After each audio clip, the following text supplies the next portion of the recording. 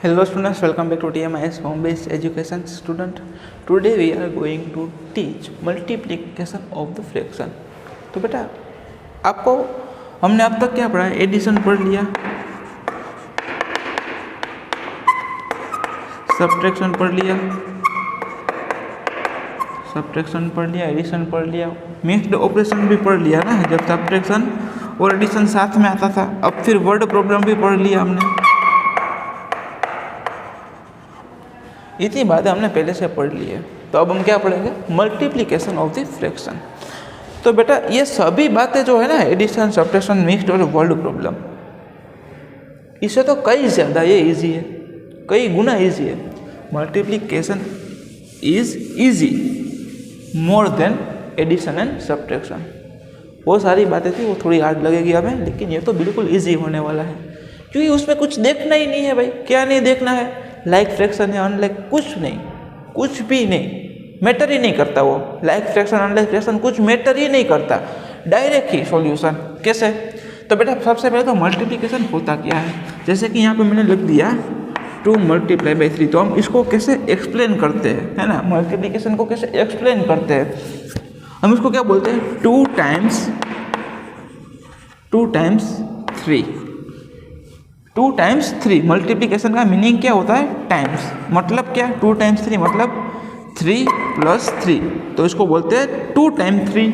इसको क्या बोलते हैं? 2 × 3 मतलब कि 6। इजी है ना? ये तो समझ में आता ही होगा ना, स्टैंडर्ड 3 में आपने पढ़ लिया होगा ये, है ना? तो बेटा 3 + 3 = 6 होता है। ये बात सिंपल सी है। 2 × 3 = 6 मतलब 3 + 3। 2 × 3 का मीनिंग ये होता है। तो बेटा फ्रैक्शन में भी ऐसा ही होता है। जैसे कि मैंने यहाँ पे बोल दिया 2 × 1/2 मतलब हाफ। 2 × हाफ, आपको मालूम है 2 हाफ मिलके क्या होता है? 1 होल होता है ना। 2 हाफ मेक्स 1 होल, वो तो आपको मालूम ही है ना। देखो यहाँ पे ये हाफ, इसको क्या बोलेंगे हम? हाफ। ये वाले पार्ट को भी क्या बोलेंगे? हाफ। मतलब कि 2 हाफ मिलकर क्या बना रहा है बेटा? 1 होल। 2 हाफ मेक्स 1 होल, तो 2 × हाफ = होल ही होगा। देखो यहाँ पे 2 × 1/2, ऐसा करना पड़ेगा ना। We have to do like this, ऐसे ही करना पड़ेगा ना। तो बेटा मल्टीप्लिकेशन है, तो वो सर वो कैसे करेंगे भाई, हमें बताओ। तो भाई डिनोमिनेटर में जब कुछ नहीं होता तब हम क्या करते हैं? 1। जब डिनोमिनेटर में कुछ भी नहीं है भाई, तो हम क्या करेंगे? 1। तो बेटा अब यहाँ पे डायरेक्ट मल्टीप्लिकेशन कैसे? न्यूमरेटर का न्यूमरेटर के साथ और डिनोमिनेटर का डिनोमिनेटर के साथ। देखो न्यूमरेटर कौन है? 2, यहाँ पे कौन है? 1। 2 × 1 = 2।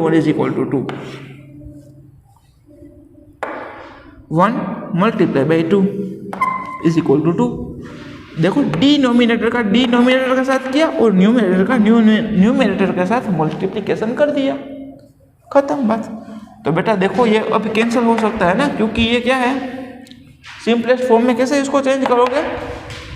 2 × 1 and 2 × 1 मतलब कैंसिल हो जाएगा ना। कॉमन फैक्टर होगा वो कैंसिल हो जाएगा, तो आंसर क्या आएगा? कुछ भी नहीं बचा। इसलिए न्यूमरेटर में भी 1 और डिनोमिनेटर में भी 1। जब कुछ नहीं होता तब क्या होता है बेटा? 1 होता है, वो बात याद रखना, है ना। तो 1/1 = 1, तो ये होगा मल्टीप्लिकेशन, है ना। तो ये हो गया मल्टीप्लिकेशन। और एक एग्जाम्पल लेते हैं भाई यहाँ पे, और एक एग्जाम्पल्स लेते हैं यहाँ पे। देखो अब भाई कोई पेज नंबर मत पूछना भाई, ये समझ में आ गया तो सब कुछ समझ में आ गया, ये समझना, ठीक है। 5 × 1/4। चलो तो बेटा आप क्या करोगे? यहाँ पे डिनोमिनेटर में कुछ भी नहीं है, तो यहाँ पे 1 लगाओ, मल्टीप्लाई करो 1/4 से। अब न्यूमरेटर का मल्टीप्लिकेशन करो न्यूमरेटर के साथ। 5 × 1 = 5।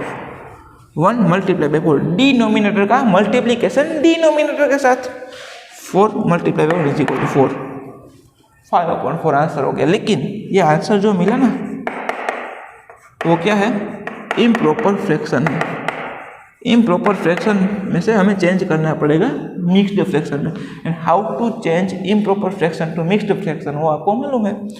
देखो 5 / 4 करो, 4 × 1 = 4, 5 - 4 = 1, तो 1 होल 1/4, जैसे हम याद रखते थे ना क्लॉकवाइज डायरेक्शन, 1/4, यह इसका फाइनल आंसर है, ये मल्टीप्लिकेशन का। समझ में आई बात? तो चलो भाई और एक एग्जांपल लेते हैं। यहाँ पे मैंने लिख लिया, क्या लिख लिया भाई, 4 टाइम 1/7। चलो भाई 2/7 कर देते, कुछ नहीं है, ठीक है, 2/7 कर दिया। और यहाँ पे डिनोमिनेटर में लिख दिया 1, क्योंकि कुछ नहीं था। अब न्यूमरेटर के साथ मल्टीप्लिकेशन करो, 4 × 2 = 8। 4 × 2 न्यूमरेटर के साथ मल्टीप्लिकेशन किया, 4 × 2 = 8। डिनोमिनेटर में 1 × 7 = 7, 8/7। तो बेटा 8/7, क्योंकि ये इम्प्रॉपर है तो उसको हमें मिक्स्ड फ्रैक्शन में चेंज करना पड़ेगा। 7 × 7, 8 - 7 = 1, तो आंसर निकल के आएगा 1/7। खत्म बात, ये हमारा फाइनल आंसर है ना बेटा। एडिशन और सब्ट्रैक्शन से तो कहीं ज़्यादा ईजी है। सब्ट्रैक्शन तो बेटा पहले लाइक फ्रैक्शन में चेंज करना पड़ता है ना, फिर क्या क्या कुछ नहीं करते हम लोग। चलो, और बेटा यहाँ पे कहीं पे ऑफ दिखे ना आपको, ऑफ उसका मतलब होता है मल्टीप्लिकेशन, ठीक है। ऑफ का भी मतलब क्या होता है, मल्टीप्लिकेशन ही होता है। देखो अभी भाई अपनी टेक्स्ट बुक में से कोई क्वेश्चन मैं यहाँ पे सोल्व करवा रहा हूँ, 9/10 × 3/9। अब पेज नंबर मत पूछना भाई, देखते जाओ, बस देखते जाओ। अब बेटा हम वो तो करेंगे ही ना, न्यूमरेटर का मल्टीप्लिकेशन न्यूमरेटर के साथ, अब डिनोमिनेटर का मल्टीप्लिकेशन डिनोमिनेटर के साथ, है ना। लेकिन बेटा यहाँ पे देखो, जब ये फैक्टर वाली बात हो गई, एक फैक्टर ये है और एक फैक्टर ये है, एक फैक्टर ये है और एक फैक्टर ये है ना। तो जब भी डिनोमिनेटर और न्यूमरेटर में कोई भी सेम फैक्टर दिखे, नंबर नहीं बोल रहा बेटा, मैं नंबर नहीं बोल रहा, फैक्टर, जब सेम फैक्टर दिखे तब उसको आप कैंसिल कर सकते हो, तो आंसर निकल जाएगा 3/10, और यही हमारा फाइनल आंसर है। जैसे कि बेटा यहाँ पे आपको दिख गया 28/20, तो आप कतई ऐसा नहीं करोगे 2 को कैंसिल कर दो 8/0 आंसर, वो तो करना ही नहीं है, ठीक है। ऐसे नहीं होता, क्योंकि ये नंबर है और ये फैक्टर है, तो फैक्टर कैंसिल कर सकते हो, सेम नंबर कभी कैंसिल नहीं हो सकता है ना, सेम डिजिट कभी कैंसिल नहीं होगा भाई। लेकिन यहाँ पे 28/20 है, तो आप 14 × 2 और 10 × 2 करो, तो इसको हम क्या बोलते हैं, फैक्टर निकाले, ऐसा बोलेंगे ना। 28/20 का हमने फैक्टर निकाला, 28 मतलब क्या होता है 14 × 2, 20 का मतलब क्या होता है 10 × 2, तो 2 को कैंसिल कर सकते हो, क्योंकि वो फैक्टर था, वो डिजिट नहीं था, सेम डिजिट नहीं था, वो 28 का और 20 का कॉमन फैक्टर था, तो 2 को कैंसिल कर दिया, आंसर में आया 14/10। तो बेटा ये लास्ट आंसर है, समझ में आई बात। तो ये डिफरेंस है दोनों के बीच का, 28/20 है, तो आपको दिखा वैसे यहाँ पे भी 2 है, यहाँ पे भी 2 है, उसको उड़ा दो, अरे भाई पेपर में मार्क उड़ जाएगा, है ना। ध्यान रखना भाई, मतलब सेम डिजिट को कैंसिल नहीं कर सकते, लेकिन कॉमन फैक्टर को कैंसिल कर सकते हो। तो बेटा यहाँ पे देखो फैक्टर है ना, 9 × 3 मतलब ये 27 होता है, तो 27 का 9 × 3 वो फ्रैक्शन है, 10 × 9 90 होता है, तो ये फ्रैक्शन है, 9 कैंसिल कर दिया, तो आंसर है 3/10। सिंपल सी बात थी। अब बोलोगे सर मुझे तो ऐसा नहीं करना भाई, मुझे तो आप जैसे पहले बोल रहे थे, देखो ये सेकंड मेथड है, ये सेकंड मेथड है, ठीक है। देखना 9 × 3 = 27 होगा, 10 × 9 = 90 होगा। अब 9 के टेबल में ये दोनों आते हैं, न्यूमरेटर और डिनोमिनेटर का कॉमन फैक्टर कौन है, 9 है। 9 × 3 = 7 and 9 × 10, 9 को कैंसिल किया तो 3/10 इसका आंसर हुआ। तो देखो सेम ही है भाई, उसको सिंपलेस्ट फॉर्म में कन्वर्ट करना पड़ेगा, यहाँ पे डायरेक्ट सिंपलेस्ट फॉर्म में आएगा, है ना। तो ये शॉर्ट मेथड है, कॉमन फैक्टर को कैंसिल कर सकते हो, लेकिन कॉमन डिजिट को कैंसिल कभी नहीं कर सकते, ये बातें याद रखना। चलो भाई और भी एग्जांपल देखते हैं पैटर्न वाइज। जैसे कि सर यहाँ पे आ गया, आपने बोला था कॉमन फैक्टर को कैंसिल कर सकते, 8 मल्टीप्लाई बाई 1 दोनों के अपॉन में है 10, है ना। तो भाई अब इसको भी कैंसिल नहीं कर सकते ना, क्योंकि दोनों डिनोमिनेटर में है ना। चलो 8 into 1 is equal to 8, 10 into 10 is equal to 100। तो 8/100 आंसर। क्या ये फाइनल आंसर है? बिल्कुल नहीं बेटा, अभी भी कुछ ना कुछ तो कॉमन फैक्टर है इसके बीच में। 4 मल्टीप्लाई बाई 2 करने से 8 होता है, और 50 मल्टीप्लाई बाई 2 करने से 100 होता है। 2 को कैंसिल करो तो आंसर निकल के आएगा 4/50, और ये बिल्कुल प्रॉपर फ्रैक्शन है। तो यही हमारा फाइनल आंसर है बेटा। आई होप कि आप समझ रहे हो। देखो सभी पैटर्न के एक एक क्वेश्चन है यहाँ पे करवा रहा हूँ, और भी करेंगे, ऐसा कुछ नहीं है कि एक ही करना है, ठीक है। तो जहाँ पे ध्यान रखने की चीज़ें वो मैं आपको बता रहा हूँ कि भाई यहाँ पे ध्यान रखना है ना, कैसे कैसे आप कर सकते हो। चलो भाई अब नेक्स्ट क्वेश्चन।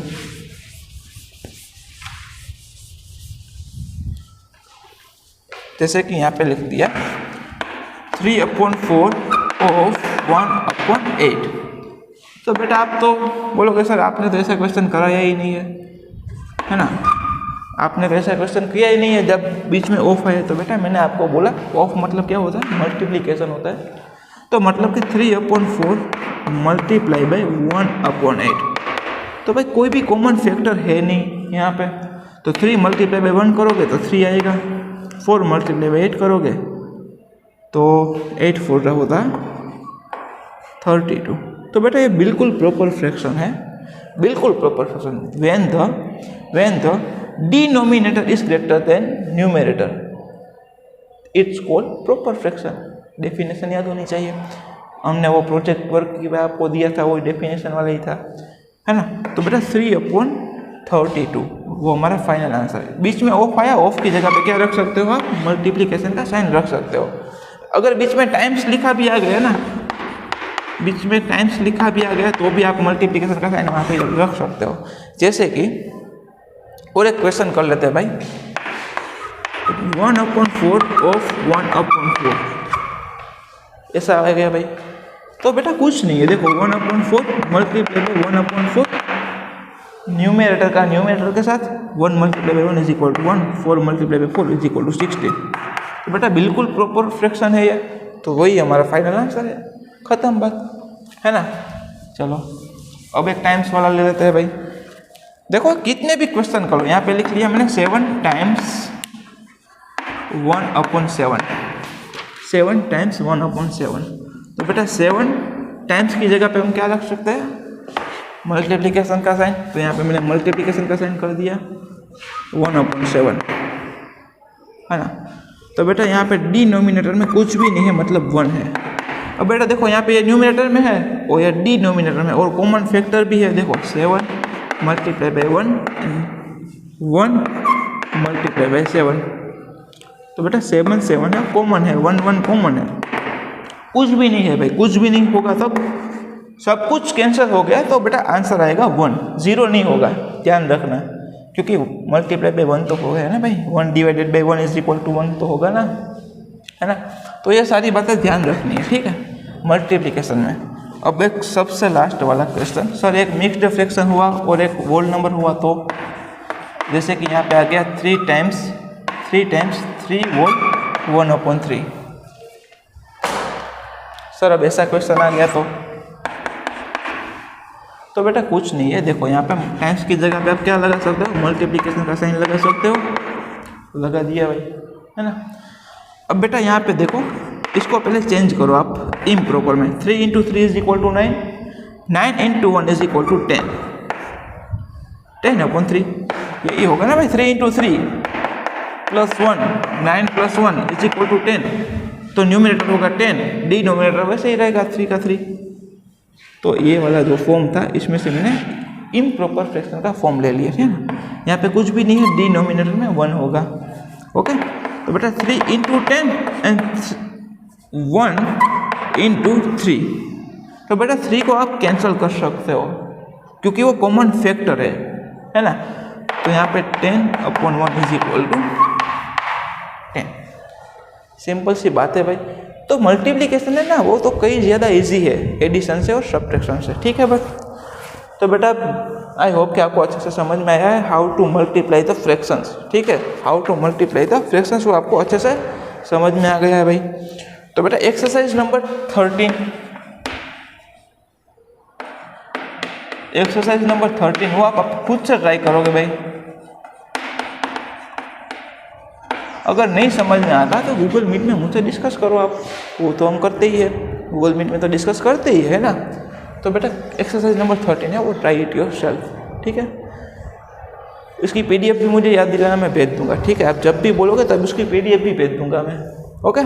तो बेटा मिलते हैं डिवीजन ऑफ द फ्रैक्शन के साथ नेक्स्ट लेक्चर में। टिल देन चाहिए, टेक केयर।